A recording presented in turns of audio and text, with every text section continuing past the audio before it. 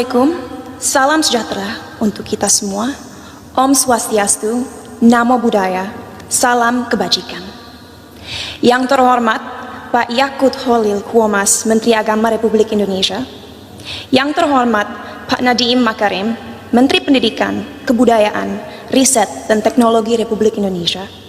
Yang terhormat Pak Muhammad Tito Karnavian, Menteri Dalam Negeri Republik Indonesia, yang hari ini diwakili oleh Dirjen Polpum Bapak Dr. Bahtiar Masters of Science.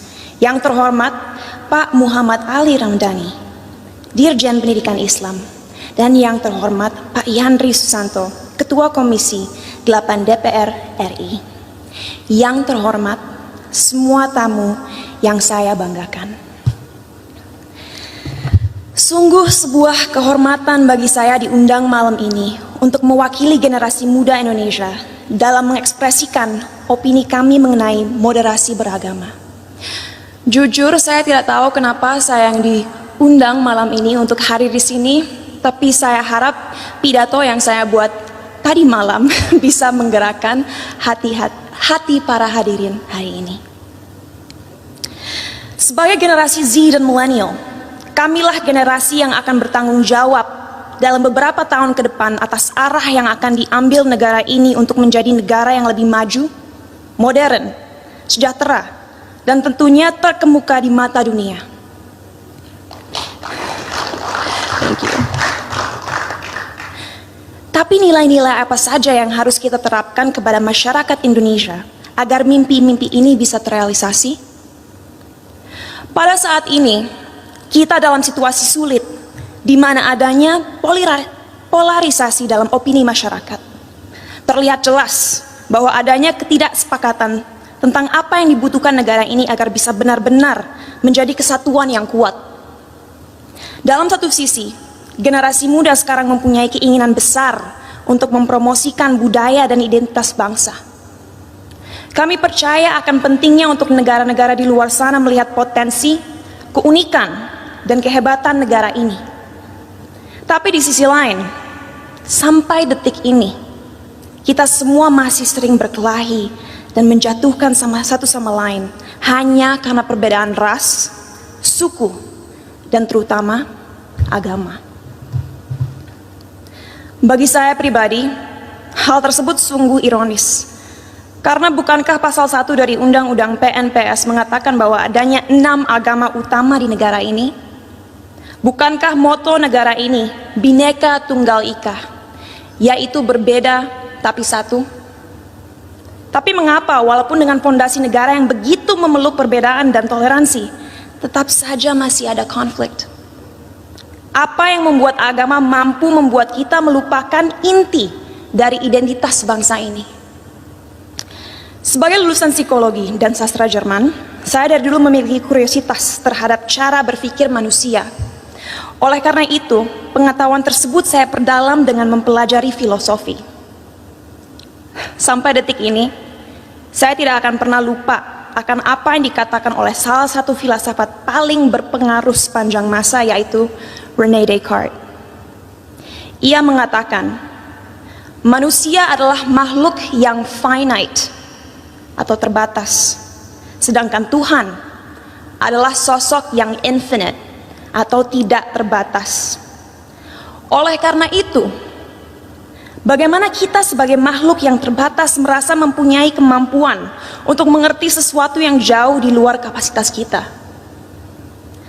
Bagaimana kita sebagai makhluk yang terbatas bisa memahami esensi dari sesuatu yang tidak terbatas? Inilah salah satu akar dari masalah yang kita miliki dalam masyarakat Indonesia sekarang. Karena pemahaman yang terbatas dan pemikiran yang tidak kritis, orang-orang terjebak dalam cara berpikir di mana mereka telah memanusiakan Tuhan, merasa memiliki hak dalam mendikte kemauan Tuhan, merasa tahu pikiran Tuhan, dan merasa berhak bertindak atas nama Tuhan.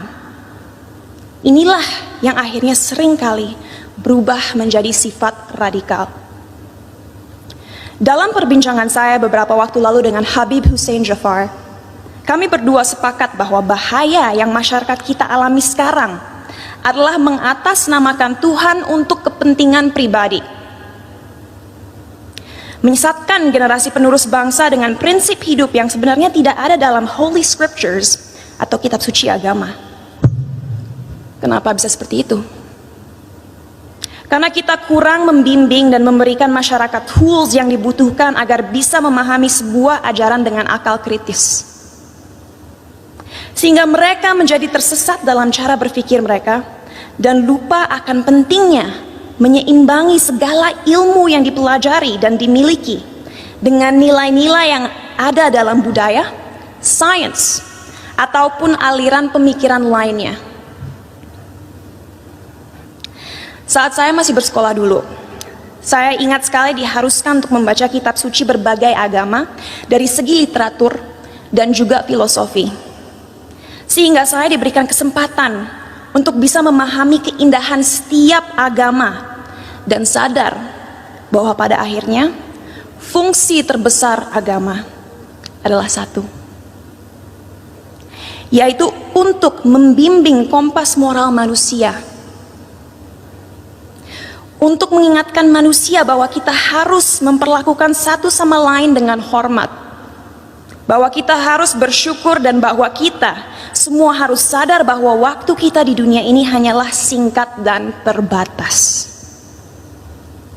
Oleh karena itu, ingatlah untuk selalu menjadi seseorang yang rendah hati dan siap membantu satu sama lain. Jadi, apa yang harus dilakukan ke depannya agar bisa melawan segala kebohongan yang ada? Apa yang kita bisa lakukan untuk memberdayakan rakyat bangsa ini? Saya rasa jawabannya cukup jelas. Satu, penting sekali kita segera mengingatkan kembali saudara-saudara kita akan indahnya, kayanya, dan uniknya budaya-budaya yang kita miliki di negara ini. Sejak usia dini penting kita mengenalkan budaya negara ini tidak hanya di sekolah, tapi juga melalui media dan semua platform digital yang ada.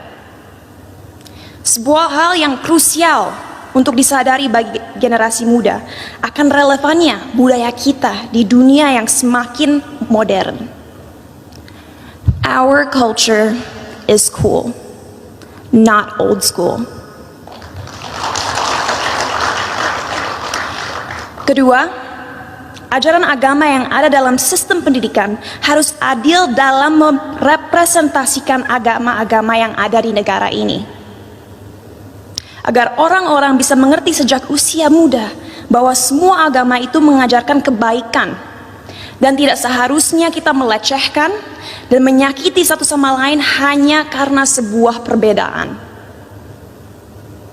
Ketiga, critical thinking, critical thinking, critical thinking.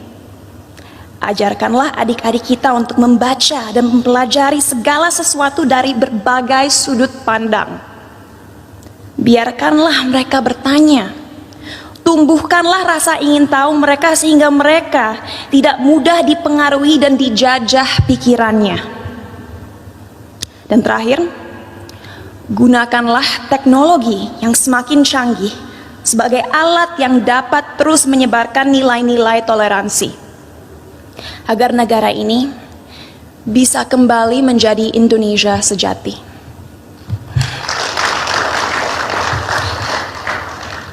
Sebagai penutup, saya ingin membacakan quote berikut. A people without knowledge of their past, origin, and culture is like a tree with no roots. Tanpa fondasi yang kuat, tidak akan ada bangsa yang bisa bertahan. Oleh karena itu, ayo kita bersama-sama menjelmakan lambang Garuda dimanapun kita berada. Mari kita taat dalam beragama agar menjadi manusia yang bermoral, tapi mari kita juga merangkul budaya Indonesia untuk membimbing identitas bangsa. Terima kasih, salam sejahtera bagi kita semua.